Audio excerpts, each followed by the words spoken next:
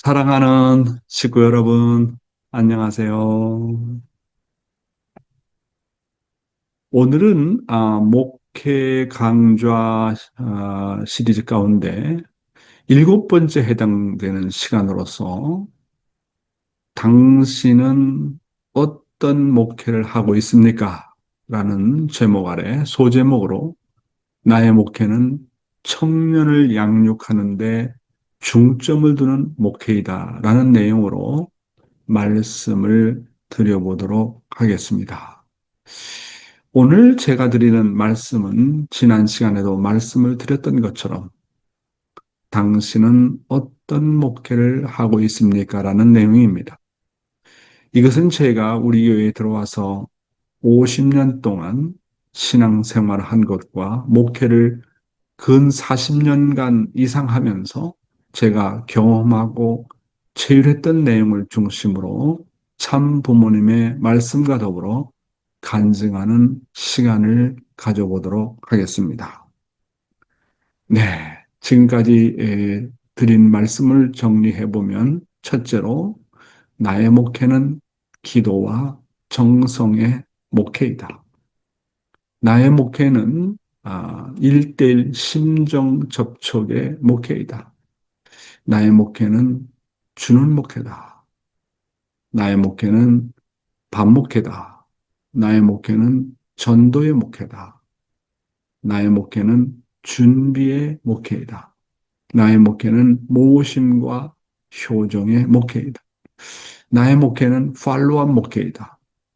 나의 목회는 새벽 훈독 목회이다. 나의 목회는 감사의 목회이다. 나의 목회는 축복의 목회이다.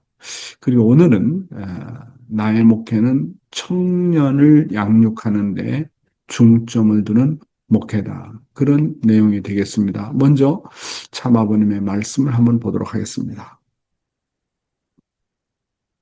청소년들의 교육의 중점 사항입니다. 예, 한번 보겠습니다. 최고의 진리가 무엇입니까? 첫째, 하늘을 잘 알고 그 중심이신 하나님을 확실하게 아는 것입니다. 둘째, 세계의 중심인 인간을 확실하게 아는 것입니다. 셋째, 신과 인간이 합해서 이루려는 이상의 나라라는 것입니다. 이러한 중요한 대목표를 관계 맺도록 하는 것은 오직 사랑만이 그 관건이라고 결론 짓지 않을 수 없습니다. 그러므로 교육 목표를 애천, 애임, 애국으로 정하고 참된 교육이란 이 목표를 실천하는 데 있다고 가르쳐 왔습니다. 사랑하는 식구 여러분, 아주 중요한 말씀을 지금 하고 계십니다. 자라나는 청소년들에게 우리가 어떤 교육을 해야 되느냐 하는 목표를 놓고 참 아버님은 말씀하고 있습니다. 첫째가 하나님은 나의 부모라는 것을 확실하게 알게 하라는 거예요. 이것이 제일 중요한 교육이라고 하는 것입니다. 두 번째가 뭐라고요? 내가 누구냐를 알게 하라는 겁니다. 나는 바로 하나님, 하늘 부모님의 아들이요, 딸이라는 거. 확실하게 알게 하라는 겁니다. 그래서 세계의 중심인 인간이 어떤 존재인가 하는 것을 가르쳐 주라는 겁니다.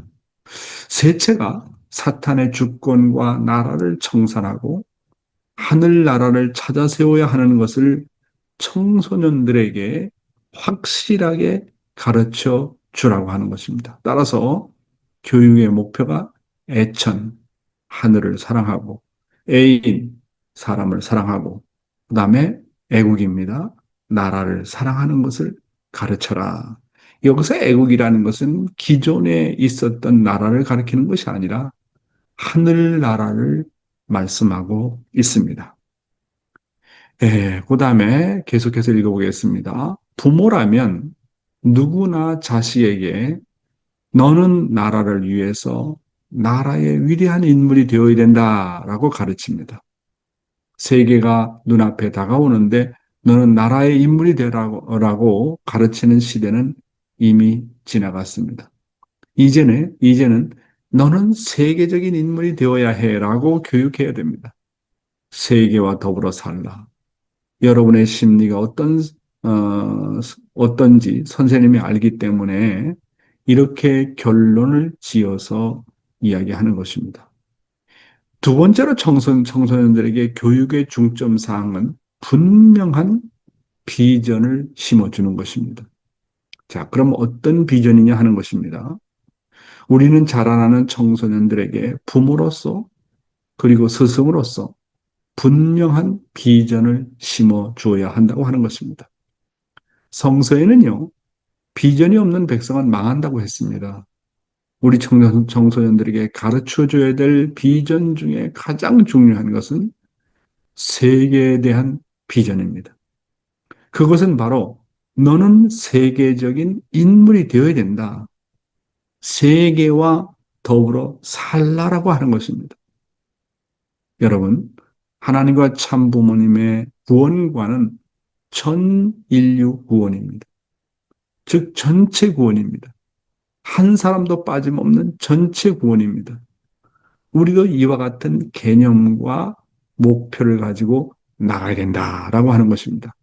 여러분, 얼마나 중요한 내용을 말씀하셨는지 몰라요. 청소년들에게 어디에다가 중점을 둬야 되는지 그 교육에 대한 내용을 확실하게 말씀하고 있지 않습니까?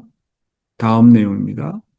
여러분의 일생 문제에 있어서 앞으로 전문 분야를 결정하는 데는 하늘과 담판하고 깊은 자기 본심에 물어봐서 해야 됩니다. 자기의 소성은 자기가 아는 것입니다. 내가 무슨 소질이 있는가를 잘 아는 것입니다. 마음이 나를 어디로 끌고 가고 싶어 한다는 것을 알아야 됩니다. 방향을 정하지 못한 배는 아무도 끌고 갈 수 없습니다. 누가 끌고 가더라도 가다가 놓아주면 자기가 찾아갈 방향을 가져야 됩니다. 이것 또한 정말로 중요한 내용입니다. 세 번째 교육의 중점은 뭐라고요? 적성 교육입니다. 적성 교육. 자기의 적성이 무엇인지를 발견하라라고 하는 것입니다. 하나님에 대한 계획과 비전을 갖고 있다고 한다면 그러면 자기는 어떤 분야에 정말로 봉헌을 할 것인가, 공헌을 할 것인가, 그 적성을 찾으라는 겁니다. 그래서 자기 본심에게 물어보고 하나님께 물어서 내가 내 적성을 중심 삼고 무엇을 하고 어떻게 세계 앞에 공헌할 것인가를 찾으라고 하는 것입니다. 여러분, 인간은 개성진리체입니다. 각자 적성이 다 달라요.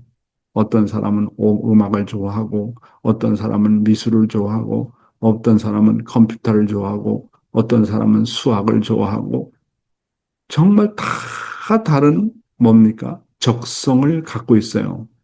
그러니까 나는 이 땅에 태어나서 어떤 분야를 통해서 하나님 앞에 공헌을 하고 세계 앞에 공헌할지를 하늘하고 단판 기도를 해서라도 찾아내야 된다고 하는 겁니다. 하나님은요, 절대적인 하나님이시고 구체적인 하나님이십니다. 나 하나를 놓고 막연하게 섭리하시는 하나님이 아니라고 하는 것입니다.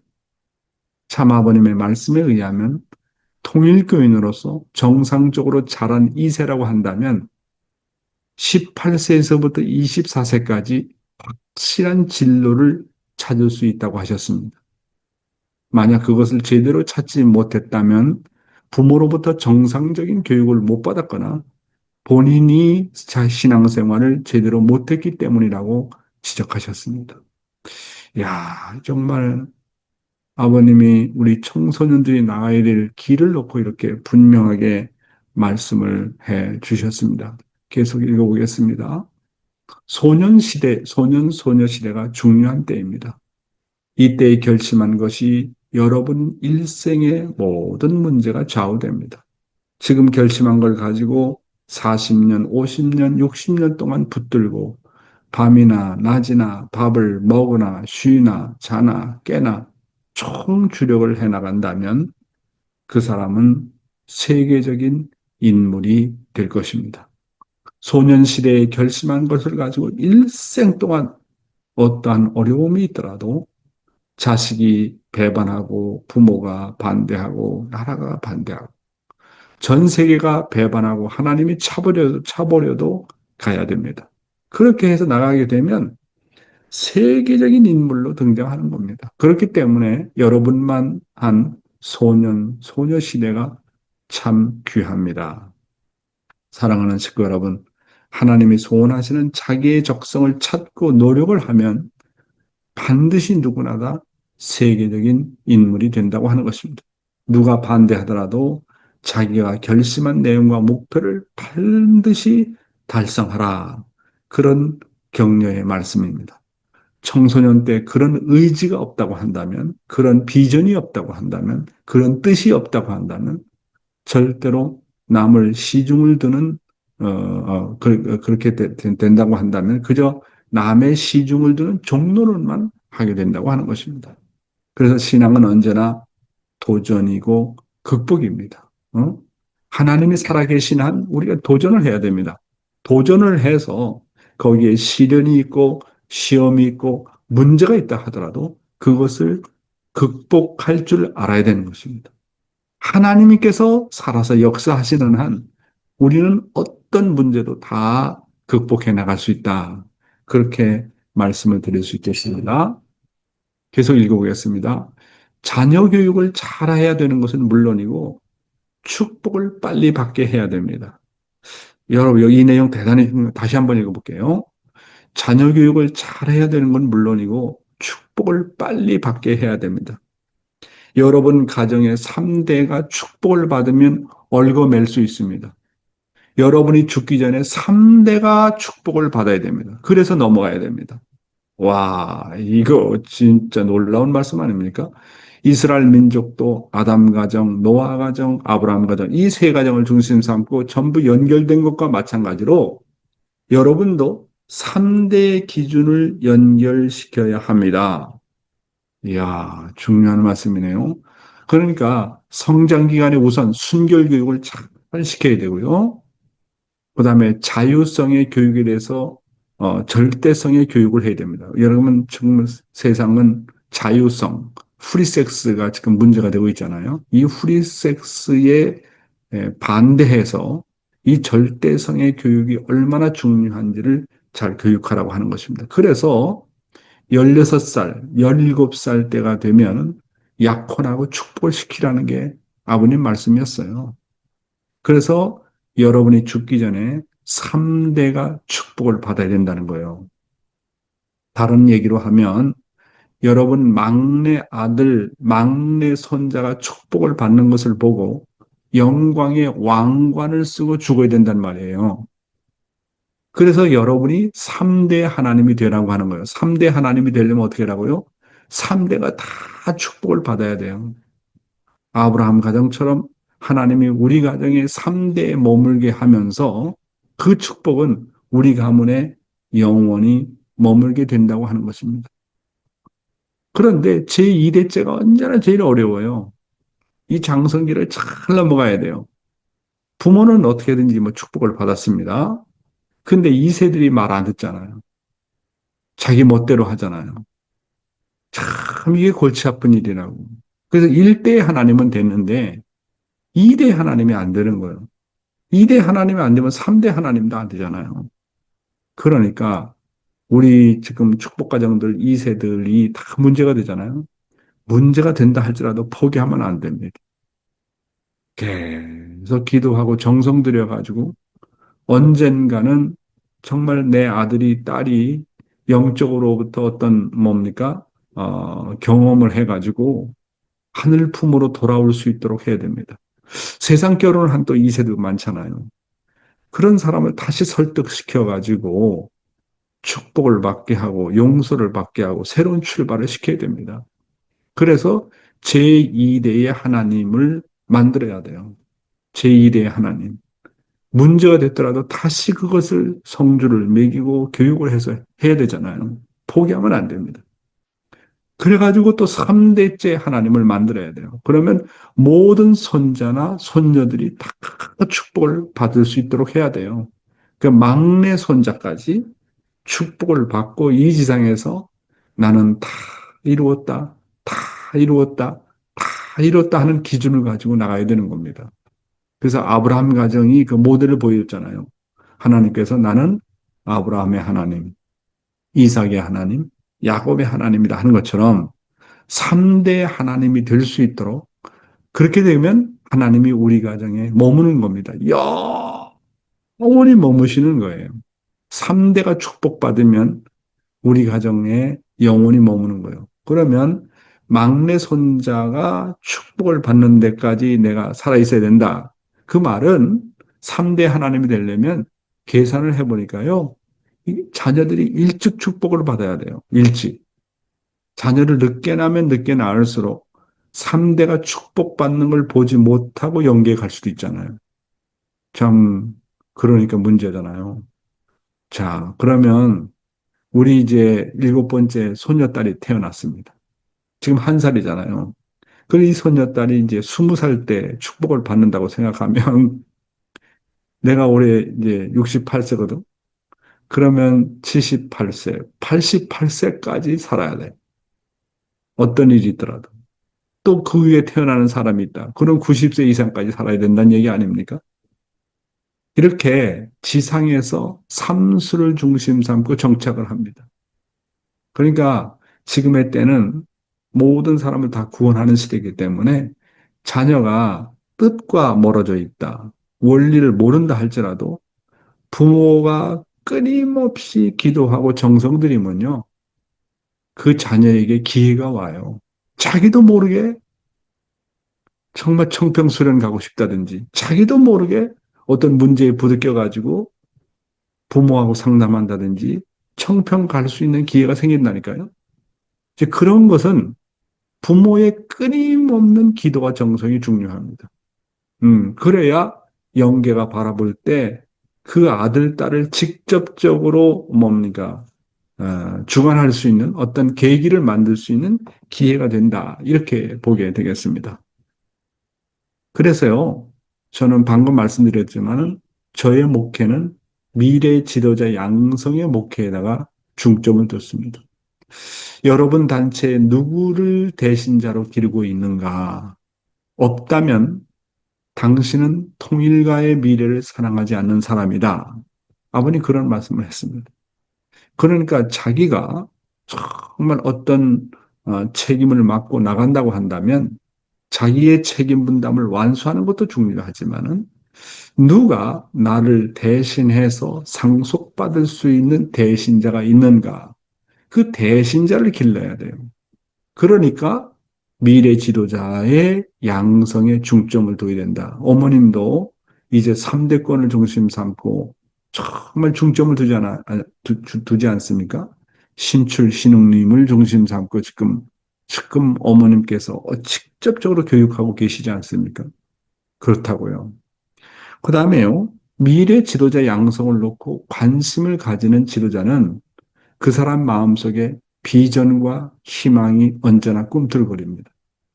위대한 지도자일수록 머나먼 미래를 내다보고 청년들에 대해서 관심을 많이 가집니다.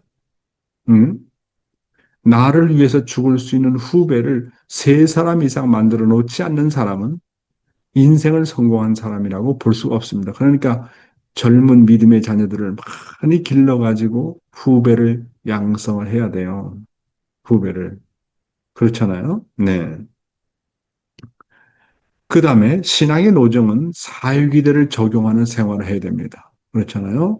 이 청년을 양육하는 데 있어서 정말 중요한 것은 이렇게 사유기대를 생활 가운데서 적용을 해야 된다. 위로 나는 존경하는 아벨을 3사람 가지고 있는가? 행적으로는 오른편쪽으로 나를 지지해줄 3명의 남자 동역자가 있는가? 횡적으로 왼편적으로 나를 지지할 수 있는 3명의 여성의 동역자가 있는가? 아래로, 미래죠. 아래는 나를 위해서 충성을 다하고 모시고자 하는 존경하는 3명의 후배, 청년들이 있는가 하는 것입니다. 결국은 정말 후배 양성을 잘 해야 되는 것입니다. 이 사회기대를 생활 가운데서 잘 적용해야 돼요. 윗사람, 오른쪽 사람, 왼편적으로 나를 도와줄 수 있는 사람, 그 다음에 자녀가와 같은 레벨에서 나를 모시고 따르고 상속받을 수 있는 사람들을 길러내야 된다 하는 것입니다. 사회기대를 생활에 적용하면 절대로 외롭지 않습니다. 신앙이 늘 안정적입니다. 그래서 사수는 정착수입니다. 정착수, 땅수요, 땅수. 사회기대를 생활에서 적용해서 원형 운동을 넘어가지고 구형 운동까지 할 수 있어야 되는 것입니다.